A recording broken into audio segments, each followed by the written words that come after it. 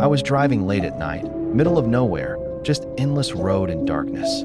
My gas tank was almost empty when I saw a gas station up ahead. No signs, no brand, just an old, flickering neon light. I pulled in, but something felt off. No cars, no attendant, just an old pump and a small store with dim lights.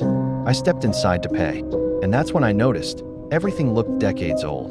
The newspapers on the counter, dated 1975. The food on the shelves, expired, 50 years ago. Then, the bell above the door rang. Someone walked in behind me.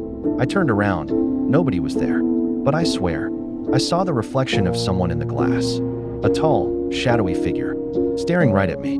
I ran out, jumped in my car, and sped off without looking back.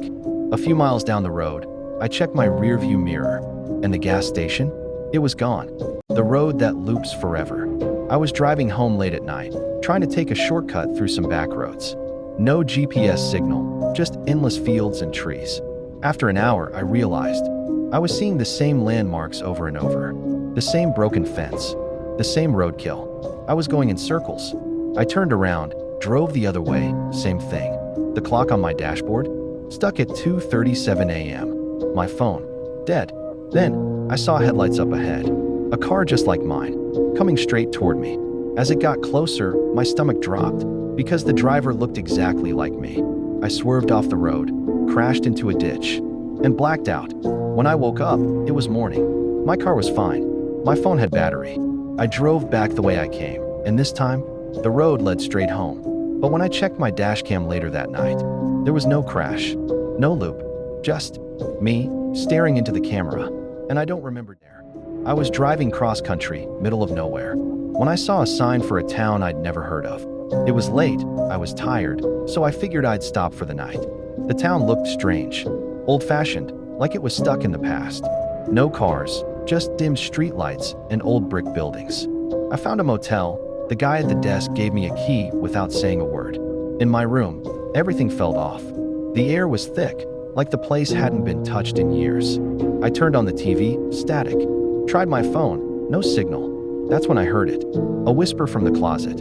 "You shouldn't be here." I bolted out of the room, straight to my car. The motel clerk? Gone. The buildings? Dark. As I sped down the road, I looked in my rearview mirror. The town wasn't there. Just empty desert. No signs. No roads leading back. Like it never existed. The hitchhiker who knew my name. I was driving down an empty highway. Middle of the night, nothing around for miles. That's when I saw him. A guy standing on the side of the road, thumb out. Normally, I wouldn't stop, but something about him felt familiar. I pulled over. He got in, didn't say much at first. Then, after a few minutes, he said my name. I never told him my name. I laughed it off, asked how he knew me. He just smiled and said, "You gave me a ride before." That didn't make sense. I'd never seen him before in my life. But then he said something that made my blood run cold. "Last time, you didn't make it." I slammed the brakes. When I turned to look at him, he was gone. The door never opened. The seat was empty. I drove the rest of the way with my hands shaking. To this day, I don't pick up hitchhikers, because I have this horrible feeling. One day I will. The house that waits. I was lost in the countryside, low on gas. When I saw a house on the side of the road, lights on, doors slightly open, looked like someone was home. I knocked, no answer. But from inside, I heard footsteps. Slow, deliberate. I called out, "Hello." The footsteps stopped. Then, the door creaked open wider. I stepped inside. The air was heavy, like the house was holding its breath. Then I saw the pictures on the wall. Old, faded photos of people. But the closer I looked, they all looked like me. I ran out, jumped in my car, sped away without looking back.